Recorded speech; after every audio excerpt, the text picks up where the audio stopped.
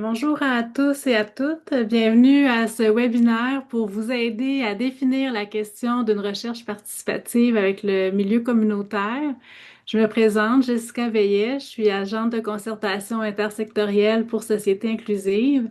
Aujourd'hui, nous organisons cet événement en collaboration avec le réseau CAR, le réseau des communautés rurales et éloignées en santé.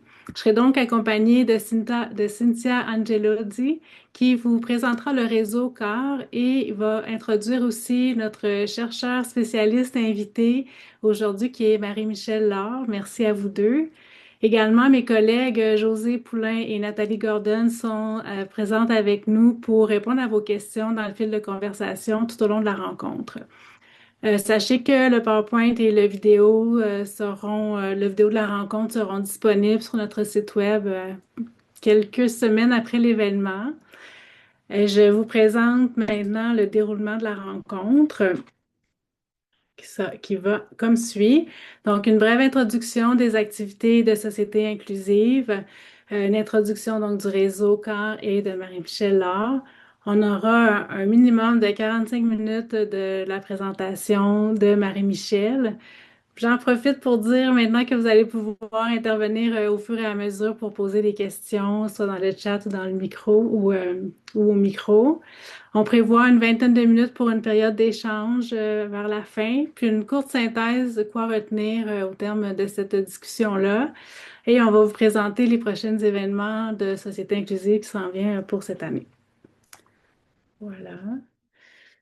Et donc, une brève présentation de Société inclusive. Notre mission, c'est donc de rassembler, de mobiliser les acteurs et actrices des milieux communautaires et universitaires pour faire des projets de recherche participative qui visent à créer des environnements sociaux et physiques qui soient inclusifs, plus inclusifs pour toutes les personnes en situation de handicap ou vivant avec des incapacités. Ensuite, nos porteurs, donc nos différents partenaires, nous sommes financés par les fondations Azrieli et la fondation Mirella et Lino Saputo. Et on a un groupe de partenaires aussi qu'on sollicite et avec qui on collabore là, pour nos activités, faire des collaborations, notre programmation, entre autres. Donc, vous voyez ces réseaux-là qui sont à l'écran. Donc, c'est des différents réseaux de participation et inclusion sociale. Donc, on finance des projets de recherche participative, deux appels à projets par année. On fait différentes activités de maillage pour faire le lien entre les besoins du terrain et le milieu académique. Donc, c'est plus d'une centaine d'organismes communautaires qui ont été financés grâce à ces appels à projets-là et plus de 200 chercheurs et chercheuses associés dans les différents projets. Donc, cette programmation à laquelle vous participez aujourd'hui, c'est le premier événement d'une programmation qui a été faite en concertation avec nos partenaires pour répondre aux besoins des membres de nos différents réseaux. Et on a développé un parcours d'activité pour outiller les équipes de projets de recherche participative tout au long de leur projet. Donc, du début de la conception, pendant le développement de leurs travaux, jusqu'à la fin au rayonnement puis l'adoption dans les milieux. Il y a différentes choses à penser. Puis aujourd'hui, c'est le démarrage de la programmation et aussi d'un projet où on va se poser des questions sur comment définir la question de la recherche participative pour répondre aux besoins d'un milieu communautaire. Je crois que c'est maintenant le temps de débuter notre événement je donne la parole à Cynthia qui va présenter le réseau CAR. Merci Jessica. Bonjour, je suis Cynthia, je suis coordonnatrice au réseau CAR, Communauté rurale et éloignée en santé, qui est un nouveau réseau financé par les Fonds de recherche du Québec. C'est un réseau thématique, donc on fait partie de 15 réseaux qui sont financés dans le secteur de la santé. Euh, puis, pourquoi on est ici aujourd'hui? En fait, je vais partager mon écran, j'ai deux petites images.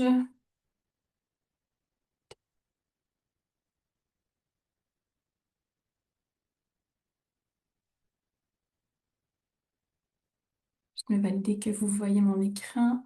Ça fonctionne. Superbe. OK. Donc, c'est une petite roue ici que j'ai inclus euh, parce que, en fait, les communautés rurales et éloignées en santé, c'est très divers. Puis, pour que ça ait sens, mais il faut que ça émane du terrain, des différents savoirs expérientiels. Puis, en fait, si on regarde la petite portion en bleu pâle, comité citoyen, communauté et partenaires, c'est notre comité 3CP qui, pour moi, ici, fait vraiment le pont avec la pertinence là, de l'intervention d'aujourd'hui de Marie-Michel. Parce que c'est le moyen de faire remonter les savoirs expérientiels puis de les connecter un peu avec les milieux de la recherche. Donc, pour donner une idée, ben, les mandats du comité 3CP, c'est de contribuer à l'orientation de la programmation scientifique du réseau par rapport aux besoins, les enjeux de société, d'intégrer le savoir expérientiel des citoyens, des communautés, puis carrément là, de créer des ponts. Donc, c'est aussi pour faciliter la co-construction entre les chercheurs, puis favoriser la participation citoyenne à des projets de recherche. Euh, ils sont presque complétés, mais on est encore en recrutement, donc vous pouvez nous écrire si ça vous intéresse de participer. Euh, donc,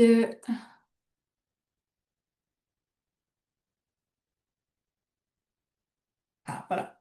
Et puis, pour la recherche, en fait, ça se fait à travers 5 axes et qui couvrent un peu le spectre le parcours de vie. Et Marie-Michel Laure, qui est ici, est co-responsable de l'axe vieillir en santé.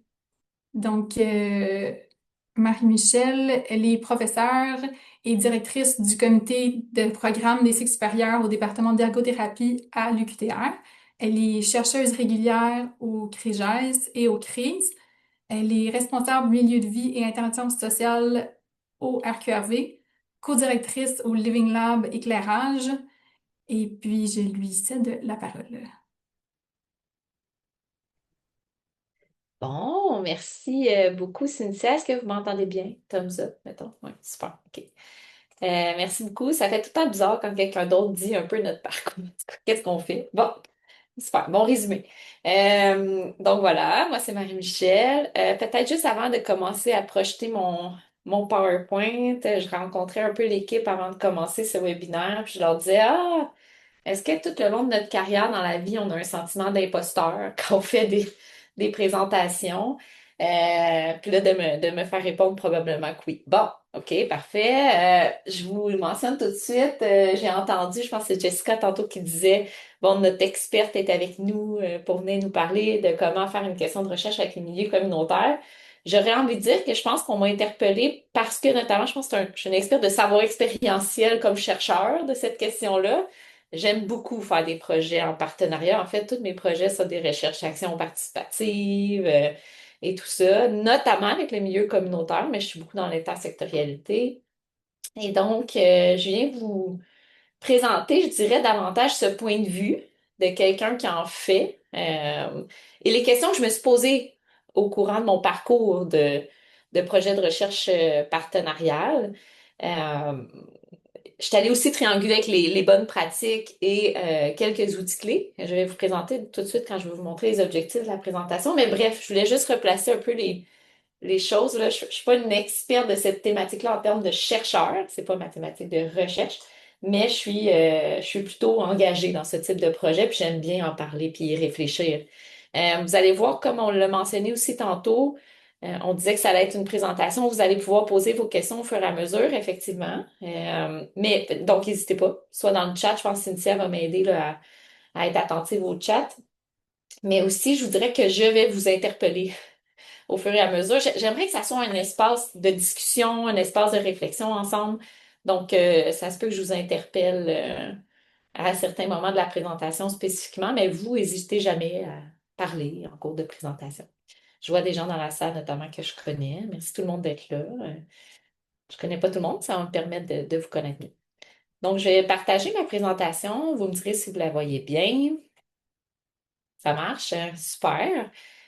Donc, définir la question d'une recherche participative avec le milieu communautaire. partage d'expérience et de connaissances. Donc, on va être beaucoup sur du partage d'expérience, mais quand même, on va saupoudrer de la connaissance à travers tout ça. Puis ça marche, mon changement de diapo. Je le demande parce que des fois, c'est un bug. Bon, super.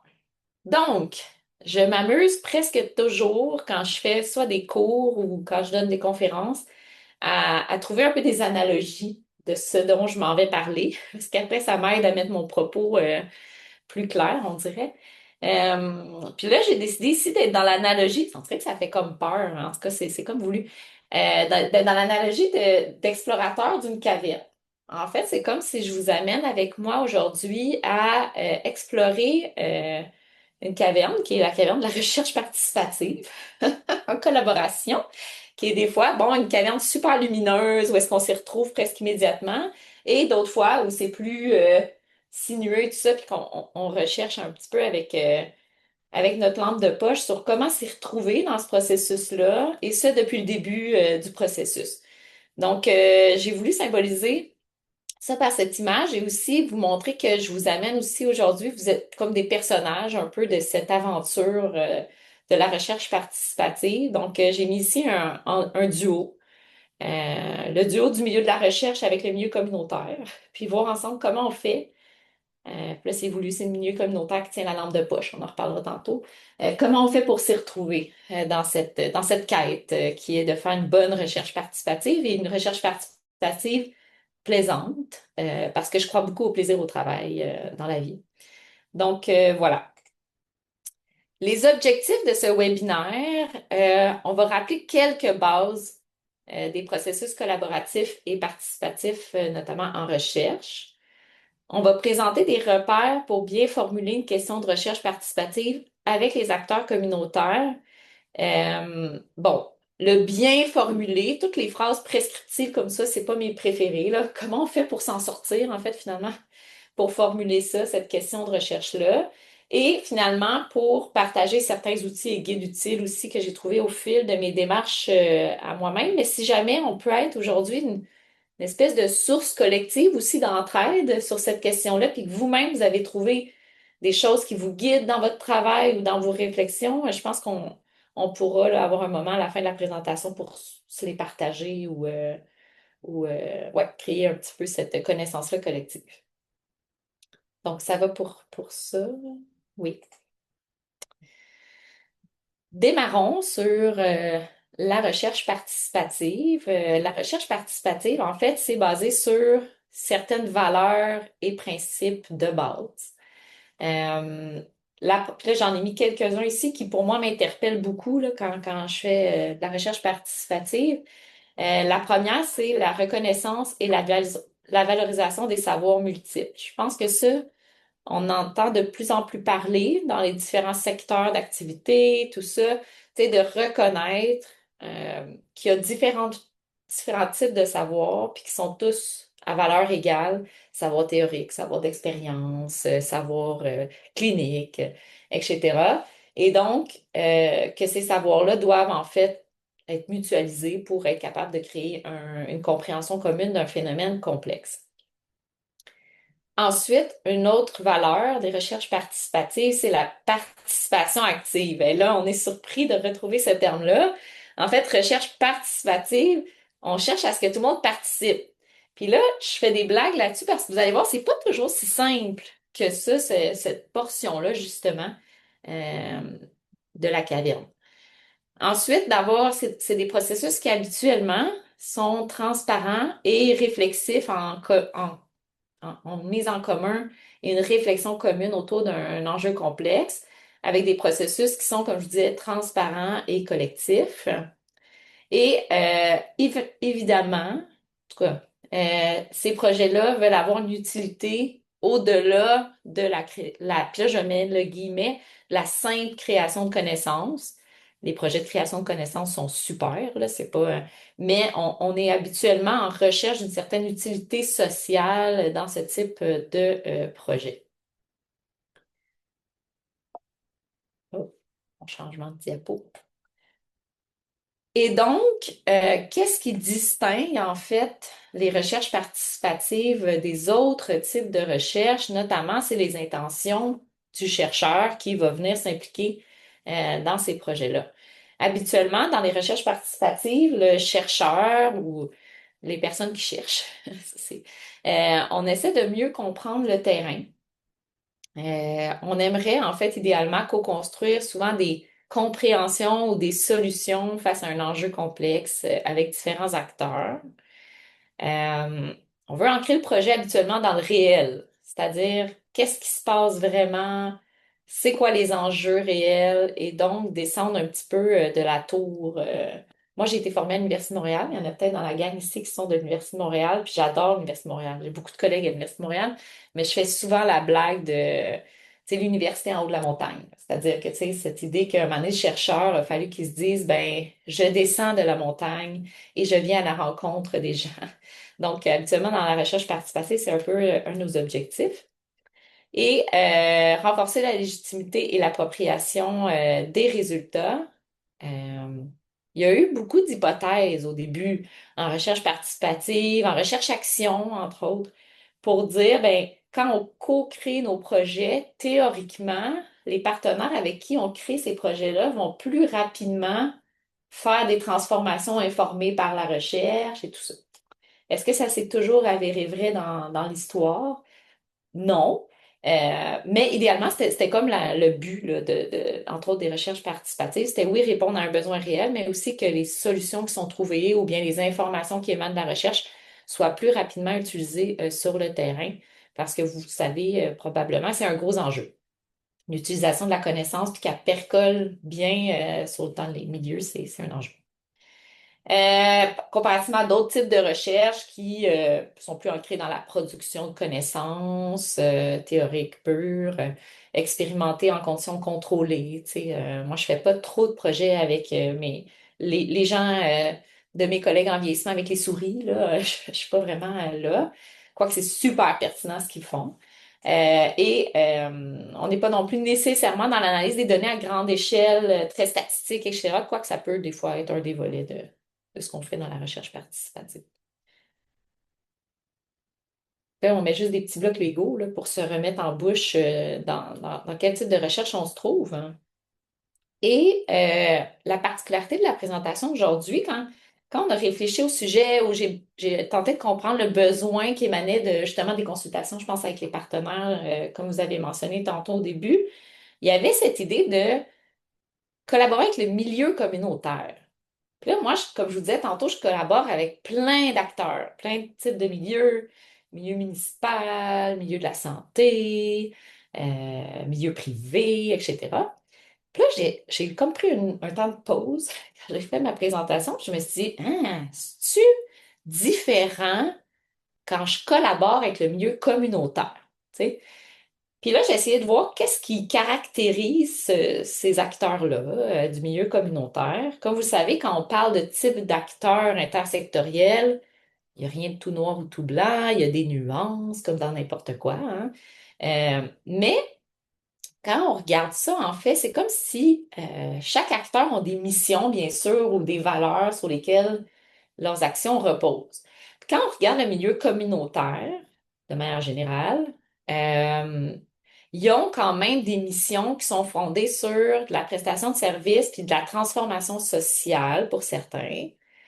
Ils ont souvent, puis là, c'est là que j'ai compris pourquoi le corps s'impliquait ici, c'est qu'ils ont souvent un ancrage territorial et relationnel très fort avec l'écosystème qu'ils soutiennent. Donc, souvent, c'est des gens où on se dit, ben, les milieux communautaires connaissent très bien le terrain dans lequel ils évoluent, les gens auprès desquels ils vont offrir des services ou du soutien, etc. Et ils sont souvent à saveur locale, c'est-à-dire d'avoir une particularité territoriale plutôt forte. Puis là, je sais qu'il y en a dans la salle qui font partie du milieu communautaire. J'espère vous rendre justice, puis vous pourrez à tout moment ajouter des éléments.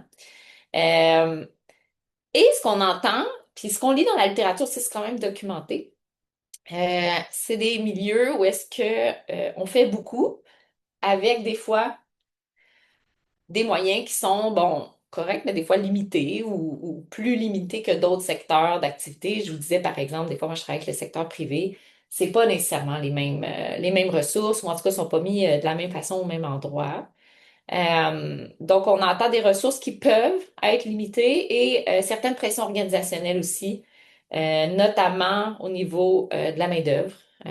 On sait que des fois, c'est difficile de retenir les gens au niveau du milieu communautaire pour plein de raisons.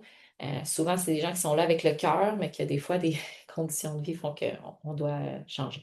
Donc, voilà. Et c'est souvent des organisations qui ont une gouvernance, pour la plupart, démocratique. C'est-à-dire qui ont déjà en eux toutes les valeurs que je vous ai dit depuis le début sur le partage de connaissances, le respect des différents types de savoir, la transparence dans les processus. C'est souvent ancré dans ces types de milieux-là. À droite, puis vous allez voir pourquoi je dépose ce bloc Lego-là tantôt, là, c'est parce que c'est pas neutre, en fait. Tout ce qui est là va influencer le partenariat qu'on va avoir avec ce type d'acteurs. Donc, quand on regarde ici, je me suis amusée à aller voir là, comment le Réseau québécois de l'action communautaire autonome définit, en fait, nous montre un peu c'est quoi les critères pour être un organisme d'action communautaire. Fait que vous voyez, il distingue 4 critères qui s'appliquent à tous les organismes et d'autres qui sont vraiment des organismes d'ACA, là, d'action communautaire autonome. Mais vous voyez, pour l'ensemble, comme je vous disais, c'est être à but non lucratif. Bon, enraciné dans la communauté, avoir une vie associative et démocratique, donc connaître ses membres, avoir déterminé sa mission, ses approches, ses pratiques, ses orientations de manière libre, et pour répondre vraiment aux besoins de cette vie associative aux gens auxquels on veut répondre. Pour ceux qui sont de l'action communautaire autonome, il faut que souvent ces organismes-là aient été créés puis émergent de la communauté même. C'est comme souvent une action qui émerge de la communauté d'avoir créé ces organismes-là et vise la transformation sociale. Et il y a le mot autonomie fort dans leur mot, dans leur nom. Conseil d'administration indépendant et tout ça. Puis pour moi, c'est comme je me suis rendu compte à quel point travailler avec ces acteurs-là, tout ce que je viens de vous présenter là, traverse énormément nos dynamiques de collaboration, en fait. Parce que euh, ça m'a toujours un peu fascinée, puis je pense que c'est dans les diapos suivantes, de rencontrer des chercheurs, mes collègues, qui veulent faire des projets de recherche, puis moi-même, hein, quand je me pose la question, de dire, ah, je veux faire des projets de recherche avec le communautaire. Ou bien moi, je fais des projets de recherche avec le communautaire. Puis des fois, je leur demande, OK, pourquoi, mettons? Tu sais, des fois, il y en a qui viennent me voir, hey, tu connais plein de milieux communautaires, tu peux-tu me mettre en lien avec ces milieux-là? Je veux faire de la recherche avec le communautaire. Puis la première question que je leur pose, c'est pourquoi tu veux faire de la recherche avec le communautaire? Puis comment tu veux faire de la recherche avec le communautaire? Tu sais, la recherche avec le communautaire, en fait, c'est quoi? Là, déjà, déjà c'est une première question, des fois, qui est un peu, ouh! Puis, tu sais, c'est la même chose pour d'autres types d'acteurs, là. Tu sais, exemple, les acteurs communautaires, des fois, il y en a qui viennent vers nous et disent, hey, je veux faire des projets avec des chercheurs. Je me dis, ah, pourquoi? Parce que, tu nous connais-tu bien comme bébite? On est une bébite particulière quand même. Et donc, la première étape, bien avant de se poser la question de la question de recherche, c'est pourquoi on veut faire de la recherche ensemble, en fait. En tout cas, je dépose ça ici. On va essayer d'y répondre plus loin. Mais tu sais, quand on regarde que les milieux communautaires, ils ont une forte autonomie, souvent d'autodétermination de leurs actions, de ce qu'ils vont faire, c'est pas nécessairement un match fait d'avance pour la recherche. C'est-à-dire que nous autres, en recherche plus traditionnelle depuis des années, je vous parlais du scientifique sur la montagne. C'est-à-dire, nous sommes très autodéterminés, les chercheurs aussi. Et pour être une personne autodéterminée, tu sais, de travailler avec d'autres personnes très comme habituées, d'avoir leur position, leur façon de faire, puis leur vision, il faut se placer dans une posture particulière pour collaborer ensemble, parce que les dynamiques de pouvoir peuvent être problématiques sinon. Euh, Fait que je dépose cela. Puis ici, en fait, ça vient pas nécessairement des recherches justement sur les recherches participatives. C'est quand même vieux, là, vieux, 2014, mais c'est un schéma qui avait été fait par certaines de mes collègues, ici, dont Emmanuel Carreau. En tout cas, il y a plusieurs personnes qui avaient participé à ça. Puis ça, c'est le continuum des pratiques de collaboration interprofessionnelle dans le réseau. On est ailleurs. Mais quand on regarde ce schéma-là, ce que j'ai toujours aimé avec le schéma qui avait sorti, c'est le bout sur l'intention. Je vous amène peut-être à porter votre attention justement sur ce bout-là. Il parlait de comment on établit des partenariats avec les patients partenaires, etc. Mais moi, je trouve que ça s'applique à tout type de collaboration, c'est-à-dire où est-ce que tu veux te placer sur le continuum de collaboration avec des acteurs avec lesquels tu interagis. Tu veux-tu être à un bout du continuum où est-ce que tu as envie d'être informé de ce qui se passe, de te faire informer, c'est qui les meilleurs patients, pardon, les meilleurs participants à recruter? C'est quoi vous faites? Qu'est-ce qui se passe sur le terrain? Est-ce que vous voulez vous approcher un peu plus du bout du continuum, c'est-à-dire partager les décisions ensemble, nos actions, avoir un objectif commun? Et là, c'est assez différent comme posture. Je vous dirais que les recherches participatives devraient, selon moi, se retrouver à un bout du continuum qui est beaucoup plus partage de décisions et d'actions qu'un bout d'information, mais malheureusement, c'est pas toujours le cas pour plein de raisons.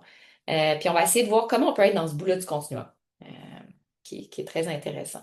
Puis ça, on le voit à plein de niveaux, de plein de façons, là. C'est pas juste dans la recherche partenariale, là. Tu sais, moi, je fais des projets avec des personnes aînées. Puis tu sais, des fois, c'est comme, oh oui, j'ai des personnes aînées dans mon projet. Parce que c'est un autre débat. Tu sais, des fois, ils sont consultés. Mais bon, on est loin du continuum de participation active. Fait que, bref, c'est un défi de tous les temps. Mais ici, on va essayer de vraiment se mettre dans une posture de recherche participative, où est-ce qu'on est dans le bout de l'intention là, du continuum de partage de décisions et d'un objectif commun, cette posture-là va énormément teinter la manière dont on va faire la question de recherche. Beaucoup, beaucoup. Ça va pour ça? N'hésitez pas là, à plonger dans commentaires, discussions, etc. Donc, je suis allée fouiller un petit peu sur, tu sais, je voulais pas juste que ça vienne de mon expérience à moi, euh, mais c'est quoi les bonnes pratiques quand on veut formuler une question de recherche en collaboration dans des recherches partenariales avec le milieu communautaire? J'ai ressorti 4 éléments clés sur lesquels on va se pencher pour les bonnes pratiques. Donc, le premier, c'est le partenariat dès le départ. OK? Fait que dès le départ du processus, je pense que j'ai déjà mis ces blocs Lego-là, c'est-à-dire qu'il faut être dans une posture justement partenariale et ce, dès qu'on réfléchit au projet. Ensuite, il faut être dans des postures de faisabilité. Et là, moi, ça m'a toujours bien confronté ça parce que je suis pour ceux qui me connaissent, j'utilise beaucoup cette expression-là. Je suis beaucoup dans les cupcakes et les licornes, c'est-à-dire tout est possible. C'est comme un moment donné, assez rapidement, je me suis dit, ouh, faut que je me ramène sur le plancher des vaches plus vite quand on fait des projets. Il faut qu'on vise dès la question de recherche, parce que c'est des bonnes pratiques, la faisabilité de nos projets. Bon, OK, on va voir comment. Ensuite, il faut avoir une formulation accessible et inclusive de notre question de recherche. On va voir vraiment comment ça s'applique ça là, dans ce type de partenariat-là. Et finalement, une souplesse et une évolution possible de cette question-là dans le temps. Donc ça, c'est les 4 ingrédients clés qu'on va regarder au courant de la présentation. Ça fait du sens. Puis là, Cynthia, n'hésite pas à m'interrompre s'il y a des éléments dans le chat qui surviennent et qui méritent attention. Donc, c'est les 4 éléments sur lesquels on va se pencher lors de la suite de la présentation. Donc, le premier, c'est le partenariat dès le départ. Dès le départ du projet, dès le départ de l'élaboration de la question de recherche. Donc, au niveau des bonnes pratiques, j'ai tout le temps essayé de mettre un peu une nuance entre la bonne pratique, elle dit quoi? Puis après ça, ben, comment on fait ça? Hein? Des fois, c'est ça. Il y a tout le temps, des fois, un petit peu un défi de traduire ça en action réelle. Euh, Au niveau du partenariat, dès le départ, les bonnes pratiques, ce qu'ils nous disent, c'est qu'il faut impliquer, là, vous ne serez pas trop surpris, impliquer les organismes communautaires avant même la formulation de la question de recherche. OK? Euh, je vais vous interpeller avec des questions après. Donc, Ensuite, il faut reconnaître les savoirs expérientiels au même titre que les savoirs académiques dans la formulation de cette question-là et dans la réflexion de ce qui va être pertinent à poser comme question.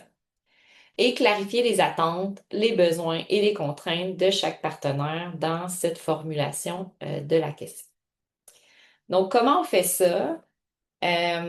Idéalement, on part des pratiques, des défis et des aspirations du milieu. Qu'est-ce que ça veut dire? C'est que notre acteur partenarial, donc notre acteur communautaire, il existait avant que vous arriviez, là, puis il se posait des questions avant que vous arriviez comme chercheur. Je m'adresse aux chercheurs dans la salle. Des fois, on est comme, et que j'ai une bonne idée, et une bonne question.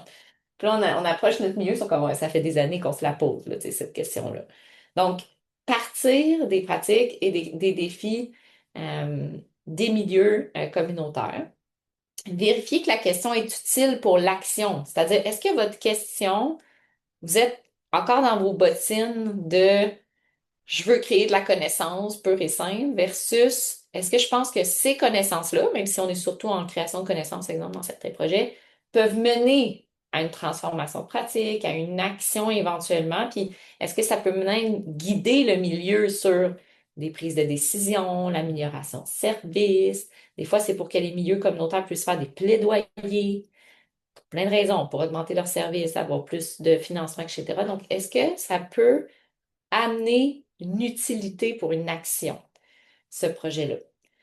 Ça ne veut pas dire que chaque projet va amener à une innovation. Moi, ça ne veut pas dire qu'à chaque projet, on va développer un service, tout ça, mais est-ce qu'au moins ce qui va émaner de ce projet-là peut amener des décisions plus claires, l'amélioration de service, des plaidoyers? Éviter les questions uniquement théoriques ou trop éloignées du terrain. Ça, je pense que c'est la base, là. Il faut vraiment voir est-ce que c'est collé sur le terrain et les préoccupations. Comment, en fait, des outils qui peuvent vous aider pour faire ça? Il y a un petit moment déjà, le REISD et l'unité de soutien SSA Québec ont développé, en fait, une charte partenariale qui peut vous aider quand vous décidez de vous engager dans un projet partenarial, justement, de part et d'autre, que vous soyez un acteur communautaire, un acteur de la recherche. Euh, à faire une charte ensemble, à déterminer ce qu'on s'en va faire ensemble. Ça va être quoi notre projet? Ça va être quoi ma gouvernance de projet? Mon cadre de collaboration?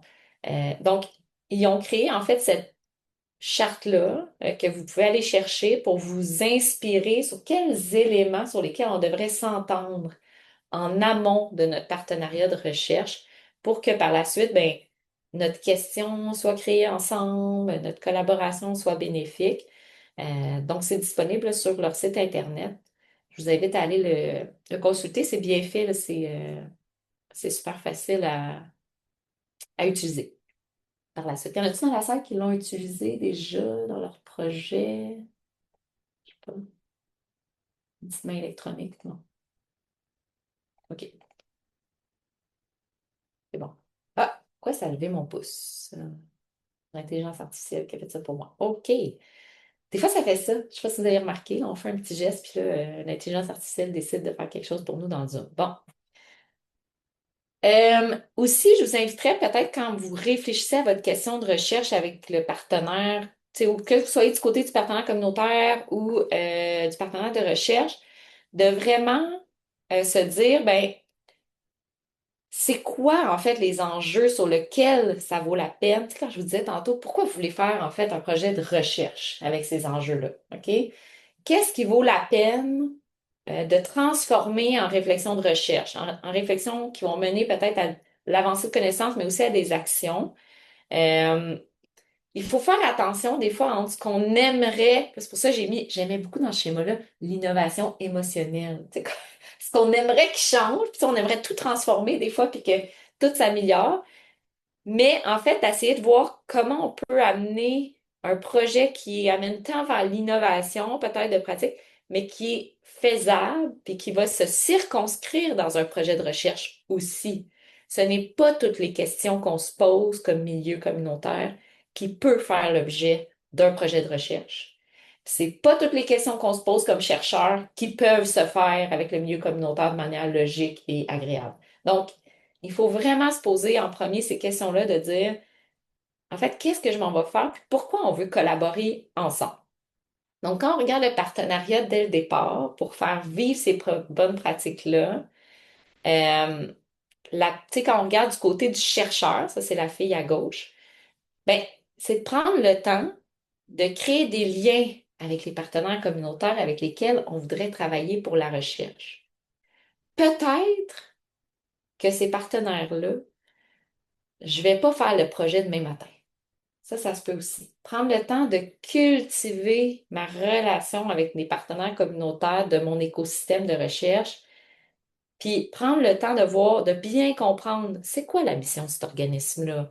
C'est quoi les membres qui sont desservis par cet organisme-là? C'est quoi les questions qui se posent, cet organisme-là? Est-ce que c'est des questions qui peuvent être traduites en questions de recherche? Euh, tu sais, c'est de créer cette relation-là et non pas, puis là je vous dis la grosse caricature, mais je l'ai vue quand même. Euh, il y a un appel de financement sur un thème, par exemple, maladie d'Alzheimer. Et là, je vais aller chercher l'organisme qui a le nom Alzheimer dans son titre là, d'organisme, puis je vais les contacter. Ça va créer beaucoup d'enjeux. Fait que dans le fond, vraiment, au début, il faut connaître ses partenaires. Puis il faut savoir ce qu'ils font, savoir ce qui les préoccupe. Puis des fois, c'est 2 ans plus tard qu'une question de recherche qui va émaner. Des fois, c'est 3 mois. Des fois, le timing va être bon, puis on va pouvoir créer un projet tout de suite. Donc, de vraiment se laisser le temps de se comprendre mutuellement avant de faire émerger une question de recherche. Comme chercheur aussi, je demeure réflexif. Je suis attentif aux dynamiques de pouvoir dans la collaboration qui est en train de s'établir. C'est-tu moi qui est allé chercher ce partenaire-là pour des raisons très, très centrées sur la recherche ou si ça m'est déjà arrivé, là, des partenaires communautaires super bienveillants que j'aime énormément, mais qui sont à court de budget parce que ça arrive de financement. Puis il me dit, Marie, on peut-tu trouver un projet là, qui nous permettrait d'avoir un peu de sous pour ce projet-là? Tu sais, c'est de part et d'autre. Il y a plein de réalités qui font en sorte qu'on a le goût de faire des partenariats, mais est-ce que ça va servir aux deux acteurs? Est-ce que ça va servir à la recherche? Puis est-ce que ça va servir au milieu? Donc vraiment de voir ces dynamiques-là. Puis comme chercheur, c'est vraiment de défaire nos postures d'experts, nos postures paternalistes aussi de je connais comment faire, je connais tu sais, quoi dire, je connais ça va être quoi la bonne question à poser. Ou voir, puis là j'ai osé déposer le mot. Moi, je me tiens beaucoup avec une éthicienne ici au département d'ergothérapie, c'est une de mes collègues que j'aime beaucoup. Puis là, tu sais, elle revendique toujours qu'on ait des pratiques colonialistes là, dans plein de choses. Puis tu sais, honnêtement, plus je l'écoute, plus je me dis, hey, c'est vrai quand même qu'on est. Tu sais, des fois, là, moi, je viens de Montréal à la base, là. Tu sais, on allait faire des projets, là. Puis Cynthia, elle l'a vu beaucoup, je suis sûre qu'elle va sourire. Tu sais, des projets de chercheurs, ah, on veut faire ça en milieu rural. Tu sais, moi, j'arrive en ruralité, là. Puis là, moi, je vais venir m'intéresser aux questions rurales, tu sais, là. Mais en fait, créer ton lien avec le milieu, après ça, les questions qui vont émerger vont être teintées de la ruralité parce que tu es en territoire plus rural. Mais tu sais, d'arriver un peu une posture là, de personne de la ville qui va venir régler tes problèmes en ruralité. C'est un des exemples très, très caricature, mais il faut faire attention à nos postures dans lesquelles on arrive dans nos projets. Puis les questions de recherche qu'on se pose aussi, des fois, c'est super comme un peu hautain comme question de recherche, j'en ai vu. Il faut vraiment faire attention. Euh, comment pouvons-nous régler les problèmes de la ruralité? Tu sais, un instant, là, on va réfléchir ensemble. C'est pas, tu sais, il y a des éléments clés sur lesquels on pourrait travailler. Donc, tu sais, réfléchir à cette posture-là qu'on a quand on pose la question de recherche. Puis pour le milieu communautaire aussi, il y a des façons de faire vivre ces bonnes pratiques-là. Tu sais, si vous voulez travailler avec le milieu de la recherche, ben, il faut s'engager dans une réflexion en amont de ce projet-là, vous aussi. Il faut partager les besoins de votre organisme. Tu sais, c'est de ne pas être avare sur c'est quoi qu'on vit, là, puis c'est quoi nos besoins, puis c'est quoi nos enjeux. Euh, c'est qui nos membres? Tu sais, d'expliquer ça de manière claire aux partenaires de recherche avec lesquels vous allez travailler. Tu sais, des fois, il y a une super belle mission sur le site Internet. Puis là, on partage souvent cette mission-là. mais c'est quoi la réalité? Tu sais, des fois, il y a des mini-décalages entre notre mission puis la réalité qu'on peut faire sur le terrain. C'est quoi les enjeux? Je vis, puis mes membres, là, c'est qui pour vrai? Tu sais, des fois, je veux rejoindre toutes les personnes aînées. Mais finalement, honnêtement, pour être honnête, c'est surtout les aînés autonomes, femmes un peu riches qui viennent. Tu sais, c'est correct de le dire, ça, puis d'être transparent là-dessus. Parce que si vous abordez un chercheur, moi je suis en vieillissement, puis dire, ah ben oui, oui, nous, on a plein de portraits de vieillissement super hétérogènes, puis que finalement, c'est ça leur mission, mais que leurs membres sont super comme homogènes. J'aime mieux le savoir dès le départ, puis que ça soit clair, tu sais. Donc, d'avoir de la transparence dans c'est quoi mes besoins, c'est quoi mon organisme, puis mes membres, en fait, c'est quoi ressemble mon membership. Euh, et, tu sais, j'ai mis la petite carte qui devrait toujours nous guider comme question, c'est à quoi cette recherche va servir concrètement pour, oui, le domaine de la recherche, mais aussi pour le milieu communautaire avec lequel je participe. Est-ce que ça va pour cet élément-là? Là, j'aimerais prendre une mini pause dans ces éléments-là, puis ouvrir un peu la discussion là-dessus. On vient de finir le bloc sur le partenariat dès le départ et la collaboration. Puis là, je m'essaye à ouvrir le micro aux participants. Des fois, vous venez voir un webinaire, c'est moins pour c'est moins dans une posture où vous pouvez partager activement dans la rencontre. Mais ceux que ça leur tente, je vais arrêter mon partage sur ce premier segment-là, là, sur la collaboration dès le départ, avant même de faire émerger le projet de recherche. Est-ce qu'il y en a qui ont des commentaires, des questions, du vécu à partager sur cette première phase-là que je viens de présenter? Puis là, Cynthia, je te laisse résumer le chat parce que là, j'ai comme un bug d'écran. Mais ceux qui vont prendre. Puis n'hésitez pas à juste ouvrir votre micro, là, puis juste prendre la parole pour échanger sur Il y a un cette première. commentaire qui dit de quelqu'un qui est un peu mélangé entre la recherche partenariale et la recherche action. Ouais. Ben, dans le fond, sans aller dans des grandes réflexions méthodologiques, là, mais tu sais, la recherche-action, habituellement, c'est la recherche-action participative, c'est une forme de recherche partenariale. La recherche-action, tu sais, théoriquement, dès la base, on cherche justement une transformation pratique, une action dans le milieu, alors que la recherche partenariale, puis là, il y a peut-être des nuances à faire, mais habituellement, ça pourrait être de se poser une question plutôt théorique pour développer de la connaissance et tout ça, qui éventuellement amènerait une retombée dans le milieu. Mais la recherche-action, théoriquement, tous les acteurs vont rechercher à une transformation pratique, en tout cas une action dans le milieu, puis ils vont collaborer à chacune des étapes de cette action-là. Mais là, ça porte moins là-dessus, là, mon webinaire. Mais oui, c'est mélangeant parce que des fois, c'est des sortes de recherche participative. Mais souvent, tout ce que je viens de vous présenter là, ça s'applique en fait à ces recherches-là. Il y a Élise qui veut. C'est correct si j'utilise vos prénoms? Je m'excuse, hein, c'est familier Parfait. un Ben, peu. je vais oser parler, poser une question ou un commentaire. Euh, Tantôt, vous parliez de l'importance de euh, formuler la question de recherche en lien avec les besoins sur le terrain, les besoins réels avec un organisme. Euh, il m'est arrivé dernièrement, arrivé comme dans un... En tout cas, avoir de la misère à me positionner parce que j'ai un projet. Puis je suis très contente, on a réussi à le faire financer, mais un projet qui vient vraiment d'une question terrain, d'un besoin sur le terrain.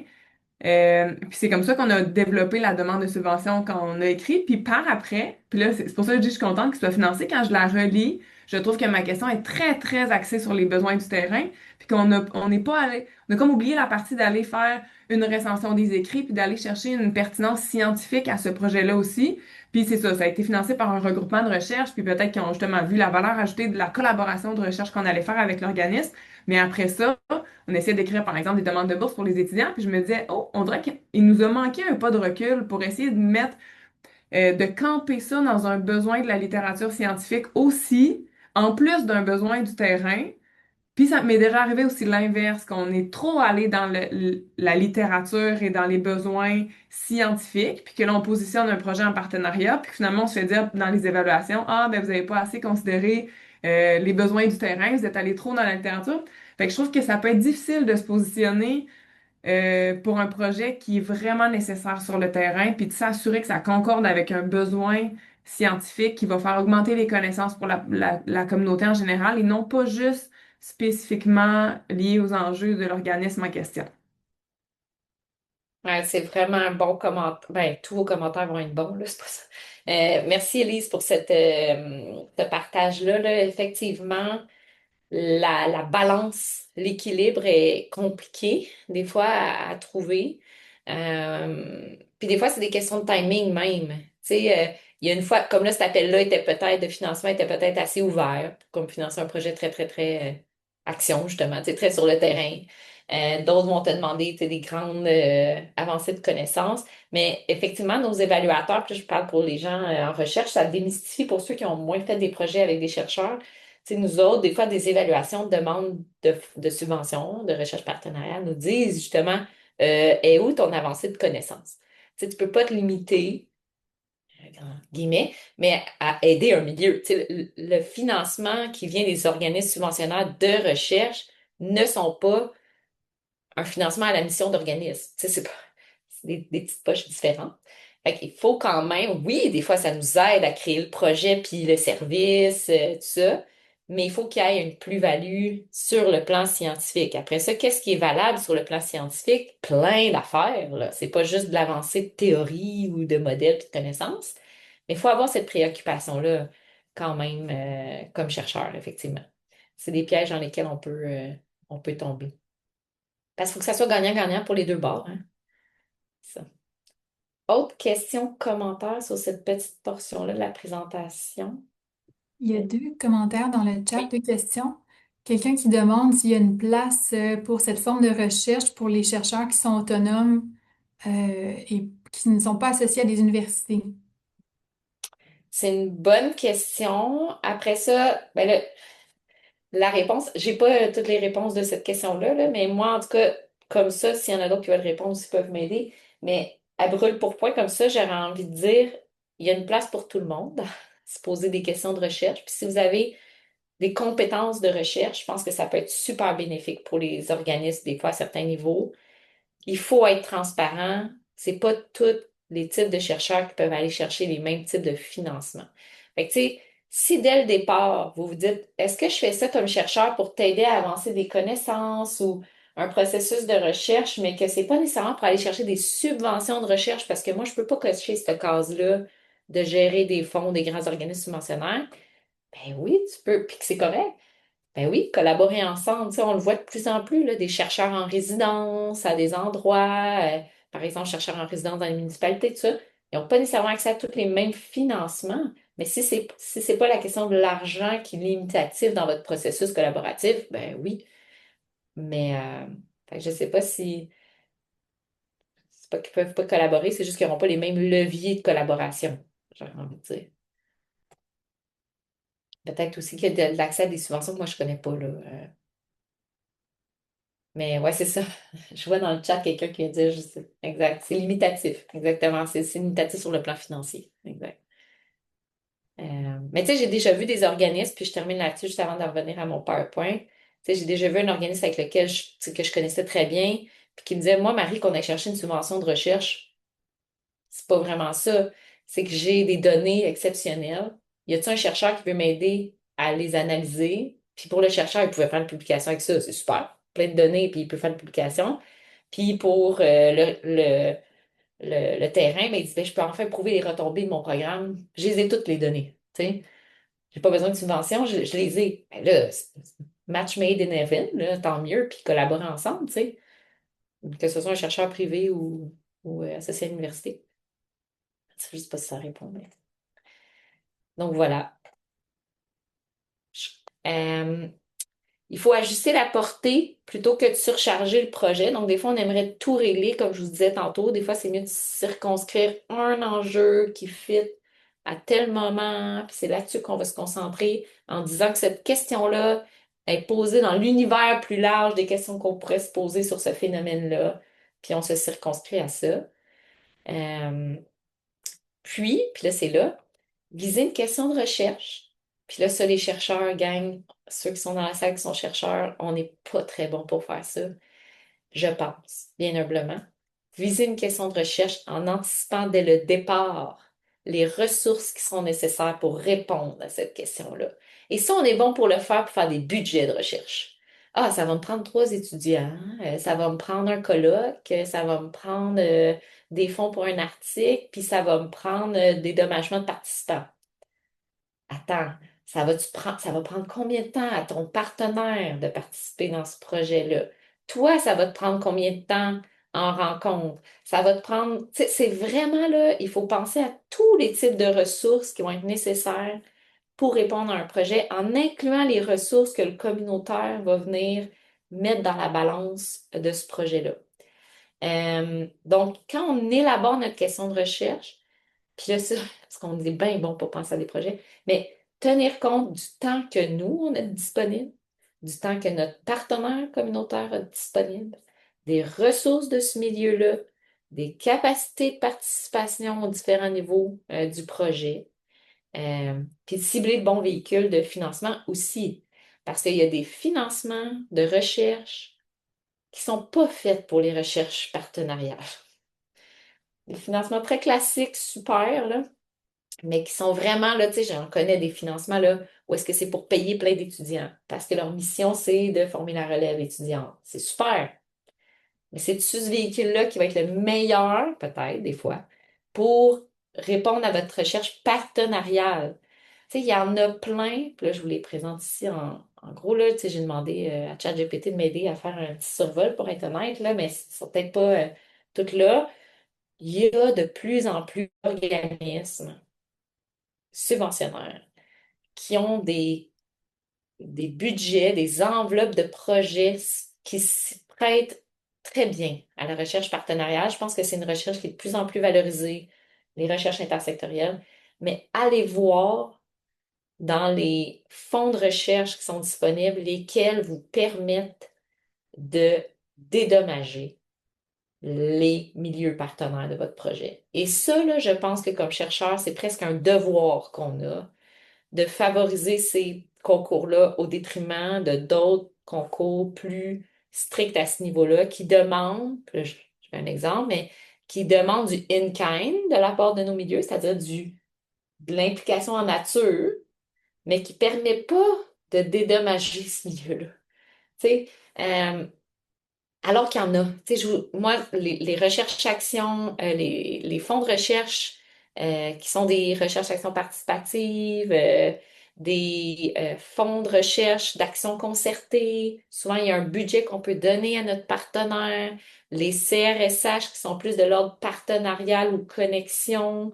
Si on peut mettre un budget pour nos partenaires, pour les dégager, puis prendre part à la recherche. Tu sais, il faut être attentif à ça. Puis quand vous montez vos budgets, il faut être attentif à mettre une reconnaissance financière, selon moi, à ces partenaires-là qui vont impliquer du temps et des ressources dans le projet. OK? Puis ça, souvent, il faut que je l'explique une fois que le projet est passé puis que j'envoie ça aux finances. C'est comme, ah, ben comment ça tu dédommages? Comment ça c'est un chercheur, mais du milieu de la pratique? Oui, oui, je le dédommage pour sa participation au projet. Puis j'envoie un budget de dédommagement, comme un participant à la recherche. Ben, j'envoie un montant qui le dédommage pour ses participations.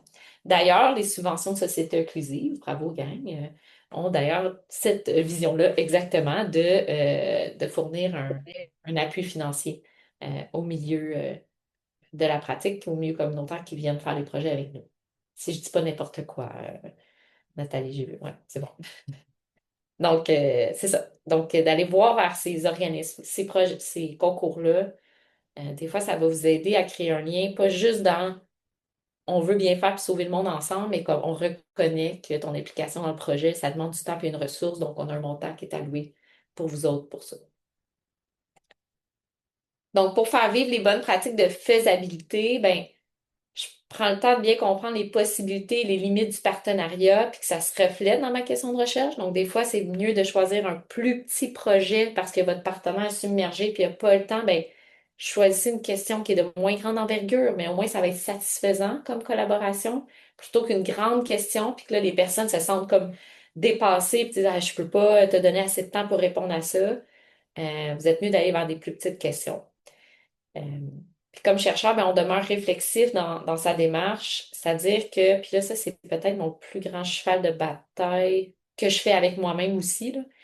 Mais avec mes collègues aussi, j'essaie de sensibiliser les pratiques, tu sais, utilitaristes sont vraiment beaucoup vues, en fait, en projet partenarial. C'est-à-dire qu'un acteur utilise l'autre pour des fins de processus de recherche, c'est beaucoup vu, en fait, malheureusement. C'est-à-dire, ça, ça nous est demandé d'avoir des partenaires. OK, ben là, je vais cogner à la dernière minute à plein de portes pour avoir des lettres de partenariat. Euh, je fais des projets avec cet organisme, mais qu'en fait, ça ne part pas de leurs besoins. Donc, éviter, ou bien, j'ai vu de plus en plus des organismes dire, Hey Marie, moi, je me fais tellement solliciter en recherche, là, qu'il a fallu que je crée un poste une personne à l'interne qui filtre les demandes des projets de recherche, qui regarde si on peut mettre du temps et de l'énergie, qui regarde si ça répond à notre mission, puis des fois, on répond même plus. Parce qu'on se fait tellement solliciter. Ça a été ça avec les milieux autochtones, d'ailleurs, il y a quelques années. Là, puis c'est pour ça qu'après ça, les critères ont été vraiment resserrés au niveau de la recherche avec les milieux autochtones. Mais ça commence à être ça avec les milieux communautaires. C'est comme, on se fait submerger de demandes. Des fois, ça n'a même pas rapport avec notre mission, ou presque pas. Euh, Ça leur demande du temps de filtrer ces demandes-là. Donc, puis à la fin, ce qui arrive, puis vous en avez sûrement entendu parler, mais les projets, en fait, c'est surtout pour recruter des participants. Puis là, ils utilisent leur banque de membres qui sont sursollicités, puis finalement, ils ne revoient jamais les résultats de cette recherche-là. Tu sais, ça, c'est le pire cas de figure, mais ça arrive.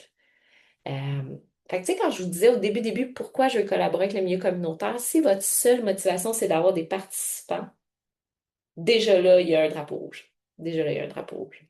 Parce que pour le milieu, c'est pas neutre d'aller vous recruter du monde, là. Ils disent, ouais, c'est facile, ils ont tous leurs membres. Ben non, c'est pas plus facile pour eux que vous autres d'envoyer un message dans l'univers, là. Tu sais, c'est ça, faut faire vraiment attention.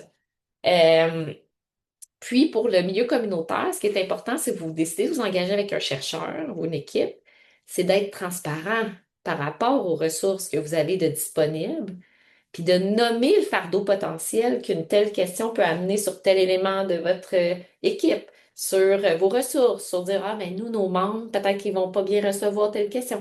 Donc, d'être transparent puis de collaborer à cette réflexion-là dans les ressources qui sont disponibles pour vous, puis le fardeau que ça peut amener ce projet-là, puis de tenter dès le départ, dès la question, de comme aborder ces aspects-là pour déjà l'anticiper.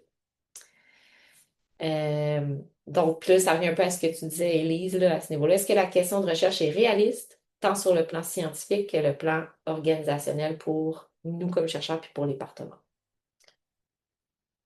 Je m'arrête ici pour ce second volet. Je vois Cynthia qui a la main levée. Même principe, question, commentaire sur cette idée de la faisabilité à réfléchir dès le début, dès qu'on pose la question de recherche. Cynthia? Il y a quelqu'un qui avait une question justement pour éviter, de ce que je comprends, là, d'avoir une posture utilisatrice. Ça serait quoi des ressources, des outils qui peuvent aider à faire une meilleure évaluation en amont, puis aussi une évaluation en continu? Ouais, c'est vraiment une bonne question. Moi, personnellement, j'ai pas tant que ça recours à des ressources pour ce volet-là. Je suis plus dans, quand on se pose la question, ça nous demande quoi en termes de ressources de participants? Ça demande quoi en termes de budget de recherche? Ça demande quoi en termes de dégagement de temps pour l'organisme? On se fait plus comme un tableau de quelles ressources va être demandé à quel niveau pour les partenaires puis pour moi. Puis après ça, on se dit, OK, est-ce que c'est trop? C'est trop gros? Ah ben d'abord, notre question, il faut la repenser à quelque chose, un scope un peu plus petit parce que d'emblée, quand tu poses une question moins de grande envergure, les ressources vont souvent diminuer là, dans ce qui est nécessaire. Mais moi, j'ai pas d'outils que j'utilise pour cette portion-là. Je ne sais pas s'il y en a qui en connaissent ou s'il y en a qui en utilisent. Si c'est le cas, ben, ouvrez le micro, on serait intéressé à vous entendre ou mettez-le dans le chat. Sinon, je serais vraiment ouverte à aller creuser ça là, par la suite, puis l'envoyer à Société inclusive avec les documents de la formation là, pour aller voir s'il y en a. Mais de prime abord, je n'avais pas fait ce tour d'horizon-là pour ce bout-là. Euh, je vois Maëlle, tu as la main levée, puis je ne sais pas si c'est pour rebondir là-dessus ou pour quelque chose d'autre. Pour quelque chose. Autre chose, autre question. Ok. C'est bon. Euh, Au-delà de la faisabilité, là, un enjeu puis un questionnement que j'ai eu de partenaires dernièrement, quand même assez souvent, c'est la question de la pérennité. Parce que souvent, ben, on développe des outils, on développe des choses avec et pour eux, qu'ils utilisent dans le cadre du projet, mais après ça, ben, faute de financement, finalement, ces outils-là, soit sont pas mis à jour, meurent dans l'œuf, en tout cas, il y a tout plein de choses qui peuvent arriver. Puis souvent, ben, ça peut être un frein, ça, à la participation des partenaires ou des organismes, parce qu'ils se disent, ben, on développe quelque chose, mais au bout du projet, on n'a rien de palpable qui reste dans le temps pour nous. Je sais pas si toi, t'as eu des réflexions par rapport à ça, si tu as des pistes de solutions dans cette optique-là, mais je sais que c'est une question que plusieurs se posent, là, fait que c'est Oui. ça. Mais tu as raison, c'est vraiment quelque chose qu'on rencontre souvent. De plus en plus, ça, c'est plus sur le plan de la recherche. Je m'intéresse à des questions de pérennisation en amont des projets qu'on fait. Puis ce concept-là de la pérennisation en amont, c'est quoi? Puis ça demande quoi comme ressources, justement? Euh, la façon que j'ai réussi, ou en tout cas que j'essaye de, de faire pour adresser ça, c'est qu'on se pose dès la question de recherche, si notre question de recherche nous amène à dire que nos hypothèses qu'on va créer un outil ou on se pose la question qui va être le porteur de ballon de cet outil-là. Si la réponse c'est les chercheurs, on se pose la mauvaise question. Non, je pense pas que c'est la solution dans notre communauté, là, tu sais, à moins que vous soyez dans, tu sais, moi je suis au CRIGES, par exemple, au centre de recherche, il y a une super bonne infrastructure pour comme déposer des outils qui soient quand même vivants à long terme et tout. Mais c'est de se poser la question, où il va être déposé cet outil-là? Qui va être le porteur de ballon? Puis si la réponse c'est, ben, ça nous prendrait un acteur plus haut, ce que je fais, parce qu'en recherche, on a cette chance, c'est qu'on essaie de créer un comité aviseur de grands joueurs autour du projet, qu'on va informer du projet de tout au long, puis qu'on va les amener à se dire qu'ils sont donc bien des potentiels bons porteurs de ballon pour ce projet-là. Je vous donne un exemple. Actuellement, on est en train de développer, c'est un projet partenarial où est-ce qu'on essaie de développer un outil dynamique en ligne, tout ça, puis on se dit, nous, on ne sera jamais capable de faire vivre ça après le projet. Ben là, on a invité, par exemple, le Bureau de l'innovation, le ministère de l'Innovation autour de la table pour qu'ils entendent parler du projet, qu'ils voient cet outil-là, puis que nous, notre espoir, ce qu'elle fait, c'est, eh ben nous, ce serait nous, en fait, finalement, les meilleurs porteurs pour cet outil-là. Ah ben super, hébergez-le. Donc, il faut réfléchir à ça dans nos structures de gouvernance de projet, dans le question de recherche, puis se le demander à la base. Parce que c'est vrai qu'il y a beaucoup de choses qui sont créées, puis qui après se perdent dans l'univers, sont dans l'ordinateur du chercheur, puis fait que c'est vraiment un enjeu, là. Euh, ouais, mais c'est un défi vraiment important. Je vois, il y a Anaïs et Jessica ensuite. Oui, bah, c'est très intéressant. Là, la question de recherche partenariale et recherche action, j'étais un peu mélangée, mais j'ai vécu ça moi au début de vraiment. Oh, ah, vous m'entendez? Excusez-moi. Ou vraiment vécu ça au début parce que j'ai travaillé avec sur les questions autochtones entre 2008 et 2012. Donc toutes les questions de à qui appartiennent les données, etc. A été soulevée. Toute la question aussi de comment travailler en partenariat avec les communautés autochtones pour pas faire de l'extraction, hein, extractionnisme. Et ce qui est soulevé ici, c'est à qui appartiennent les données, là, qui est propriétaire des données. Est-ce que c'est aux chercheurs? Est-ce que c'est à l'organisme? Moi, je pense que ce serait peut-être plus un partage, mais vu que c'est un organisme qui a une interaction, c'est l'organisme qui doit aussi pouvoir y avoir accès. Et donc, c'est toute la question de à qui appartiennent les données, à quoi ça va servir, etc. et Ouais. qui sont soulevés ici. Et c'était plus là-dessus que je voulais porter mon attention pour voir comment y réfléchir, pour ne pas rester dans la même façon de faire pour renforcer un mode de fonctionnement traditionnel qui est encore très présent aujourd'hui, parce que le chercheur a encore un statut. On va chercher le chercheur parce qu'il pense qu'il a toutes les réponses, parfois encore, même si c'est pas le cas. Donc c'est une question que je me pose aussi parce que là, je suis pas au stade où je suis rendu à être prof ou quoi que c'est ça, mais je suis dans le volet plus de la démarche de projet de recherche. Donc, comment je vais la faire et surtout avec des populations qui peuvent avoir des limitations cognitives parce que je travaille avec les personnes autistes où il y a une déficience intellectuelle. Donc, il y a toute la question du droit, etc., qui est aussi une question qui est soulevée par ce point. Donc, peut-être Oui. que s'il y a des gens qui ont des expériences, ça m'intéresserait d'en savoir plus pour savoir Mhm. comment vivre ça et comment le mettre en place pour que ce soit clair dès le début et comment Ouais. on y travaille ensemble. Mais je te dirais que c'est super pertinent, là. Des fois, c'est vraiment la visée de l'organisme d'avoir après ça l'outil exemple de l'héberger ou d'être propriétaire de ce qui va sortir de ce projet-là. Des fois, c'est un fardeau pour eux. C'est pas tout le temps. C'est de ah oui, mais là, moi, il va falloir que j'entretienne cet outil-là. Il va falloir que je paye le domaine, par exemple, Internet pour le mettre. Il faut vraiment avoir ces discussions-là transparentes dès le début. Puis je te ramène peut-être, Anaïs, à la charte partenariale que j'avais présentée tantôt, elle la pose ces questions-là. Qui va être propriétaire des données? Qui met des ressources là-dedans? Après, ça va aller où? Et tout ça. Puis même les bureaux de partenariat des universités peuvent nous aider aussi, les chercheurs, en tout cas, à débroussailler ça, c'est-à-dire propriété intellectuelle. Il faut se poser la question dès le départ. Oui, ça, c'est vraiment des questions importantes. Mais la charte partenariale, peut-être d'aller la revoir, là, à les aborder notamment, ces questions-là. Jessica? Oui, je vais me faire gardienne du temps pour, Oui, il resterait, je dirais, 15 minutes oui, en tout et parfait. partout. Puis les questions qui sont abordées sur la pérennité, la propriété intellectuelle, l'utilisation des connaissances sont abordées dans notre programmation. Donc là, on s'adresse C'est bon. aujourd'hui à la question début de projet, mais vous pouvez regarder, j'ai mis le lien aussi. On va aborder ces sujets-là. C'est vraiment super. Merci, Jessica. Mais je me dis que vu qu'on discute au fur et à mesure, au moins, le petit 20 minutes de la fin, on le rattrape. Euh, Ensuite, l'avant-dernier point, c'était la formulation accessible et inclusive de votre question de recherche. Donc, au terme des bonnes pratiques, ce qu'il nous dit, c'est de favoriser un équilibre entre la formulation d'une question de recherche qui répond aux standards scientifiques, mais aussi une question qui permet de répondre aux besoins du partenaire. Fait qu'on revient exactement avec ce qu'Élise a dit tantôt. Les questions doivent refléter le respect des participants et du savoir du milieu. Je vous le disais tantôt, tu sais, des questions super un peu hautaines, puis là, on va venir répondre, un peu comme tu dis, Anaïs, des fois, on a ce réflexe de on va répondre à cet enjeu-là. Il faut être quand même dans un respect du savoir du milieu, puis que la question soit formulée dans cette perspective-là. Puis demeurer attentif aux dynamiques de pouvoir dans la formulation de la question de la recherche. En fait, qui l'a posé vraiment cette question-là? Qui utiliserait ces mots-là pour se la poser, la question? Euh, Quand on regarde dans le comment, utiliser un langage clair, éviter des traînes trop sectorielles, trop académiques.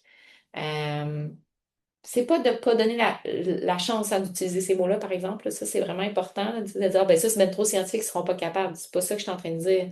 C'est de s'assurer qu'une fois que la question est posée, tout le monde la comprend bien, puis qu'on est capable de l'expliquer tous dans nos mots. Euh, et ce que je vous inviterais à faire, puis ça, c'est un super exercice, d'aller faire circuler cette question-là aux membres de l'organisme. Parce que des fois, même ceux qui sont, tu sais, on dit, ah, on travaille avec l'organisme communautaire, mais dans le fond, tu travailles avec le directeur de l'organisme, qui est super, mais que lui aussi a un niveau de littératie plutôt élevé. Bon. Puis là, on se trouve bien bon dans le bureau, là, puis des fois, on tripe. Là, on croise des membres. On dit, hey, on est en train de travailler sur un projet, on se pose cette question-là. Puis là, le membre nous regarde en disant, hein, quoi cette affaire-là? Pourquoi tu te poses cette question-là? Puis pourtant, on le fait pour eux, puis par eux. Mais aller tester la question auprès des membres, c'est vraiment un bon, c'est vraiment le fun à faire. Reformuler collectivement cette question-là jusqu'à ce que chacun s'y reconnaisse.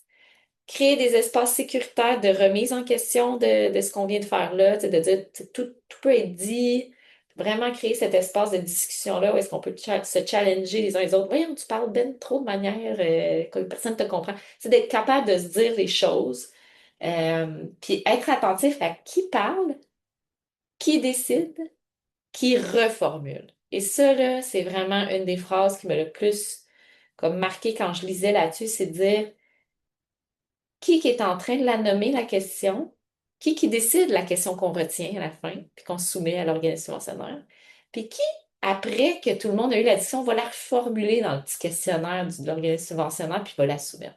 Parce que souvent, ce qui arrive, c'est qu'on la décide ensemble, puis là, on se dit vers la fin, ah oui, mais là, pour déposer, il faut quand même que je l'écrive demain.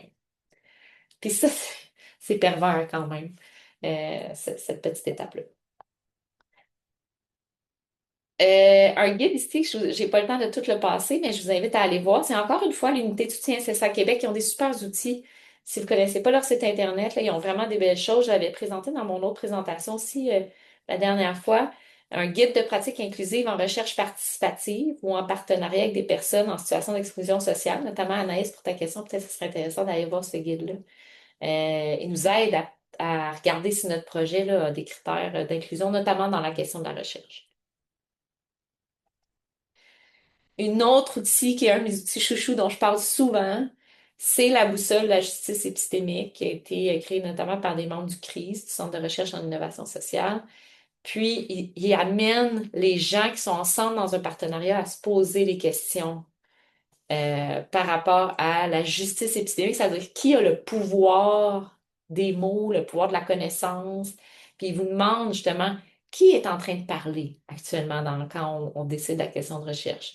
Qui écoute réellement ce qui est en train de se dire comme discussion? Parce que des fois, on a l'impression qu'on a inclus des gens dans la réflexion. Puis en fait, finalement, on a tellement un langage hermétique qu'ils peuvent, ils n'écoutent pas, ils perdent le fil, ils n'écoutent pas. Qui est entendu? À qui ça profite cette question de recherche-là? T'sais, qui va le faire le projet? C'est une question de recherche qui amène les gens à pouvoir le faire. Fait que voilà, c'est vraiment des questions super intéressantes à se poser. Donc, je vous invite à aller le voir. La boussole de la justice épistémique vous aide à vous poser ces questions-là, puis voir après ça sur le continuum de la justice épistémique où est-ce que vous vous trouvez. Voilà. Pour faire vivre les bonnes pratiques par rapport à une formulation accessible et inclusive, il faut que le chercheur s'assure que la question de recherche va permettre de répondre à l'objectif commun, puis sera en cohérence avec le véhicule de financement qui va être utilisé. Il faut être transparent là-dessus aussi. Puis demeurer réflexif dans sa démarche, donc éviter justement la diversité de façade, c'est-à-dire j'inclus des gens dans cette réflexion-là, mais que finalement, ça ne se traduit pas dans la question de recherche. Ce n'est pas une question de recherche qui a été co-formulée par tout le monde. Pour l'organisme communautaire, je favorise un accès à une diversité de membres, j'accompagne la formulation de la question. Donc, comme boussole clé, là, ici, là, je vous mets, est-ce qu'une diversité de membres serait en mesure de reformuler la question de recherche dans ses propres mots? Puis là, c'est un bon indicateur. Si vous répondez oui, vous avez une bonne question. Le dernier élément, puis je vais les faire les deux en groupe, puis après ça, on ouvrira pour les quelques minutes qui restent. Mais le dernier élément, c'est la souplesse et l'évolution. En fait, c'est que c'est correct si votre question de recherche évolue dans le temps. Il faut accepter que des fois, il y a des nouveaux enjeux qui émergent dans le temps et qui deviennent plus prioritaires. Puis des fois, on vient de faire tout le travail pour travailler une question de recherche, puis il faut la transformer un peu à la dernière minute. Euh, Puis documenter les changements de la question de recherche comme un résultat en soi du projet. Des fois, la question qui évolue, ça traduit des réalités du terrain en soi. Donc, prévoir des moments de réajustement collectif jusqu'au dépôt, par exemple, d'une demande de subvention, s'assurer que jusqu'à la fin, on a la bonne question. Accepter que des nouveaux enjeux émergent, puis que ça se traduise dans la question de recherche, puis documenter les changements. Donc, c'est correct, on voit souvent les innovations ou les projets de recherche comme très itératifs, mais même la question de recherche, c'est un processus itératif. Donc, même ça peut être retravaillé jusqu'au dépôt, par exemple, de la demande ou du projet. Pour faire vivre ces bonnes pratiques-là, en fait, il faut être ouvert le chercheur, il faut être ouvert à une évolution de la question de recherche. Il faut planifier des moments pour revenir vers le partenaire pour sa validation jusqu'à la fin. Il faut demeurer réflexif dans la démarche en utilisant notamment un journal de recherche qui nous permet de documenter toutes nos évolutions de réflexion pour la question de recherche. Souvent, on tient un journal à partir du projet, quand il est fait sur le terrain, mais je vous inviterai à le tenir dès le début, donc quand vous questionnez, quand vous formulez votre question de recherche. Pour le partenaire communautaire, c'est de ne pas hésiter à signaler une évolution sur le terrain qui pourrait demander un ajustement de la question de recherche. Donc, votre espèce de question forte à se poser, c'est est-ce que la question de recherche est encore pertinente, et ce jusqu'au dépôt, par exemple, de la demande de subvention ou du début de projet. Souvent, c'est intéressant, puis je n'aurai pas beaucoup de temps, mais pour regarder, tu sais, il y a plein d'exemples de questions de recherche qu'on peut se poser. Puis là, la colonne partenaire est vide parce que c'est un appel à vous poser cette question-là. Quand vous posez une question, des fois, pour des questions similaires, ça ne sera pas le même partenaire communautaire qui va vous aider à répondre à différents types de questions. Des fois, c'est des questions plus descriptives, plus explicatives d'un phénomène, plus évaluatives, plus justement participatives. Puis tout ça va demander des fois des partenaires différents, même si on se retrouve avec des communautés relativement similaires. Je termine avec des pièges à éviter. C'est un peu, ça nous amène un peu à un recap de ce qu'on a dit, là, un rappel. Donc, une question bien formulée, elle va être pertinente pour le milieu. Elle va favoriser l'adhésion des partenaires tout au long des projets, parce que des fois, en cours de route, c'est plus difficile. Elle va être claire, ciblée. Elle peut mener à une action. Elle va être collaborative et adaptée à l'hétérogénéité des milieux communautaires et des membres. Ce qui est à éviter, en fait, c'est des questions trop larges, trop vagues. Exemple, comment améliorer la vie des aînés au Québec. Bon, on ne saura pas trop quel acteur communautaire va nous aider là-dedans. Éviter des questions déconnectées du milieu, des questions non éthiques ou stigmatisantes, puis des questions qui ne tiennent pas compte de la faisabilité. Quelques ressources et outils pour vous aider. Vous les aurez, là. C'est notamment des choses que j'ai utilisées pour la présentation d'aujourd'hui. Le site de l'Action communautaire autonome, le guide pour les municipalités est vraiment intéressant à aller regarder.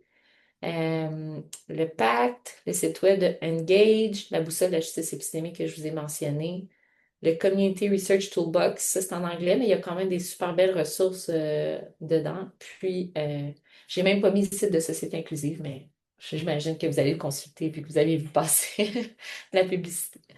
D'autres ressources aussi que j'aime bien l'utiliser dans les projets de recherche partenariale. Je m'arrête là-dessus. Euh, je pense qu'il nous reste un petit 5 minutes de questions-commentaires ou peut-être pas.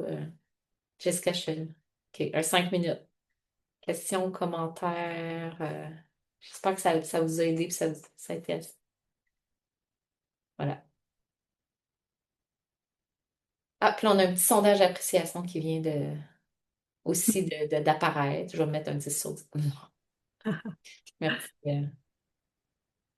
Merci Marie-Michel. On dirait que je mettrais, ben peut-être tu veux plus faire le partage d'écran, mais la diapo avec à la troisième avant-dernière avec les exemples là, de quoi penser au niveau pratique, avoir les résultats. J'ai l'impression qu'elle peut susciter des questions.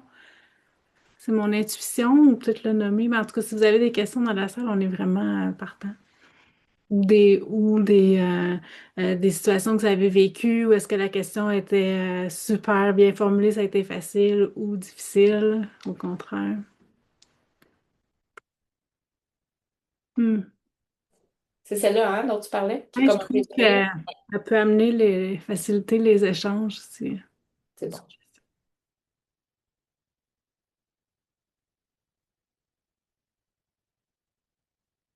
Il y avait une question, je pense que je l'ai sautée. Euh, Quelqu'un qui demandait en quoi peut-on penser que notre approche n'est pas utilitariste alors qu'elle est perçue comme telle? Comment assurer d'éviter ce piège, le piège des angles morts? Oui. Ben, sur le comment, il y en a peut-être qui peuvent répondre aussi autres que moi, là. Sentez-vous bien à l'aise. Mais pour moi, c'est comme, vous avez vu que dans chacune de mes diapos, je mettais tout le temps à être réflexif par rapport à comment on est, nous. Comme, tu sais, il faut tout le temps avoir cet élément de réflexivité. Mais je pense que pour vrai, la transparence, c'est vraiment, ça a l'air niaiseux puis d'une recette qui est déconnectée, là. Mais moi, souvent, je le demande à mes milieux. Hey, tu sens-tu qu'en ce moment, je suis comme en train d'utiliser? Tu te sens-tu utiliser? Non, mais ça peut se demander. Tu te dis, hey, tu trouves-tu que là, je suis comme un peu trop dans mes affaires. Ou tu sais, de la discussion d'humain à humain, là, ça peut se demander ça. Tu sais, c'est pas, hey, je vais essayer de déterminer les drapeaux jaunes, là, qui fait dire que là, ça ne tente plus trop d'être mon partenaire. Tu sais, des fois, je leur dis, voyons, c'est encore correct le projet pour vous autres? C'est-tu une approche qui vous convient? Mais souvent, là, dans le projet, là, euh, ça peut être une façon, tu sais, même le milieu, là, tu sais, de dire aux chercheurs, hey, là, il me semble que c'est pas ce qu'on s'était dit au début, ou bien il me semble que là, ça m'en demande beaucoup plus que je pensais, ou il me semble que là, tu fais juste avoir accès à mes membres, puis je me sens un peu moins impliquée. Il faut se le dire, en fait, tout au long d'un projet. Euh, à part de ça, moi, c'est ma meilleure façon que j'ai trouvée à date. Humain à humain, puis de se dire des trucs. Mais il y a peut-être des outils pour repérer les drapeaux jaunes, ça, mais moi, je suis moins là-dedans, là. Euh, y en a-tu d'autres qui utilisent des trucs pour ça ou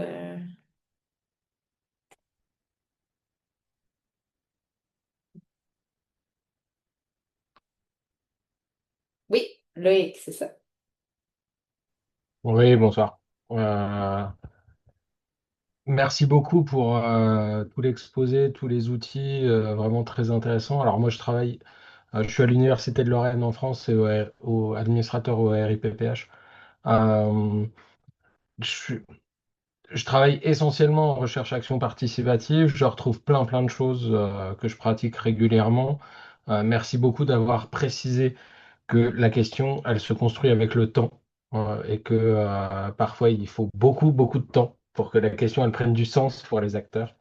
Est-ce que je me faisais la réflexion en vous écoutant et en discutant un petit peu, en échangeant là rapidement, mais pour moi, ce qu'on a montré sur un des projets sur lequel j'ai travaillé récemment, c'est la nécessaire construction d'un espace de confiance, finalement.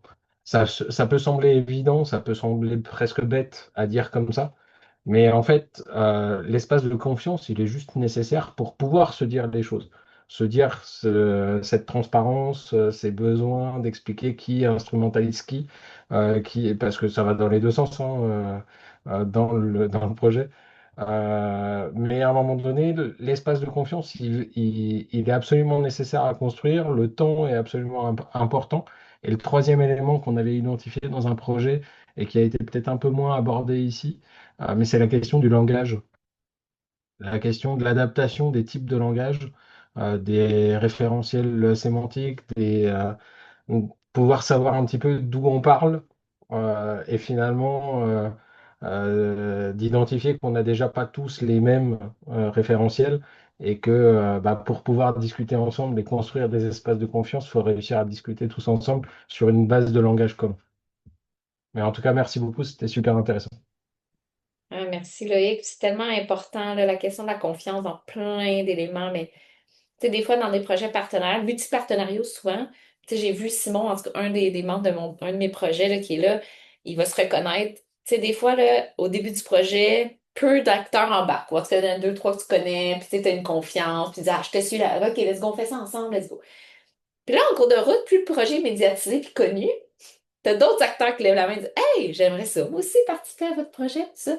Puis moi, souvent, ma réponse, c'est, hey, merci de l'intérêt pour notre projet, mais ça sera dans une phase 2 ou plus tard où gars, je vais venir te voir pour d'autres affaires, je veux mieux comprendre ce que tu veux, mais pas pour celui-là. Parce qu'on a créé ces espaces-là de confiance, nous, depuis un an, là, exemple, là. Puis on reste, c'est pas pour être entre nous élitistes, c'est on l'a créé, notre climat de confiance, puis notre projet, il vit à cause de ça. Fait que souvent, il fallait, tu sais, notamment dans le Living Lab, dire, je m'excuse, vous êtes super pertinent comme partenaire, mais ça sera pour un autre projet, tu sais. Parce que la confiance est tellement centrale que ça venait un peu teinter cette décision-là de dire, ben, fait que merci pour le commentaire, Loïc, je pense que c'est fondamental. Je vais, je vais peut-être arrêter le partage, Jessica, juste pour qu'on puisse savoir. Il reste comme 4 minutes. J'imagine que vous aviez un petit mot de la fin, il me semble, dans ton déroulé qu'il y avait ça. Je te laisse la parole. Oui, un tout petit mot, mais juste avant, est-ce que des gens ont d'autres réactions? Je pense qu'on arrive à la fin. Fait que je vais faire le partage d'écran, mais vraiment, merci beaucoup. Ça a été très riche. En fait, tu as posé les bases pour se poser des questions, mais dans l'ouverture, la flexibilité, l'échange. Donc, c'est puis pour nous aider à développer des réflexes, en fait, quand on se pose des questions, pour se poser une question participative. Donc, vraiment, merci pour tout. Puis, je pense que ça a bien aidé les gens, autant le milieu de la recherche que le milieu communautaire. Alors, on va rendre ta présentation disponible sur notre site. Merci d'avance. Je prends une minute ou deux pour vous parler de notre programmation. Tantôt, j'avais glissé quelques mots. Alors là, c'était le premier de notre série. Le prochain, le 19 février, c'est sur le co-design. Une fois qu'on a mis les bases, on a démarré le projet, créé la confiance, avoir un partenariat, ben, comment on fait tout au long du projet de recherche pour être en co-création, pas seulement juste au début ou juste à la fin. Donc, deux initiatives de co-design vont nous partager leur expérience. On va parler de la propriété intellectuelle le 4 mars, là, pour y penser en amont, pas attendre à la fin du projet. Puis on a des activités aussi sur le vieillir en équité et diversité. Élaborer la stratégie pour planifier l'utilisation des connaissances. Donc, c'est vraiment un atelier de travail dédié aux équipes. Tout le monde est invité, mais il va y avoir du travail en équipe. Et le 11 juin, à Trois-Rivières, on fait un colloque, une journée complète là, sur les quartiers inclusifs. Alors voilà. Ah oui, c'est vrai. Puis ça, on va les ajouter dans notre programmation, mais bien sûr, nos appels à projets, on en a 2 par année. Le prochain, il est en cours, il est lancé. Le 29 janvier, vous avez une présentation sur le programme, donc vous pouvez vous inscrire en ligne. Le 18 février, sur l'atelier sur le budget pour le financement. Et le dépôt est le 31 mars prochain. Voilà. Alors, c'est tout. Je vous remercie vraiment beaucoup, beaucoup. Peut-être je peux laisser le mot de la fin aussi à Marie-Michel ou Cynthia, là. C'était pas dans le déroulement, mais vraiment, je vous remercie grandement. Je pense que ça a été très apprécié, cet échange-là. Mais merci de l'invitation. Merci à vous autres. Merci tout le monde.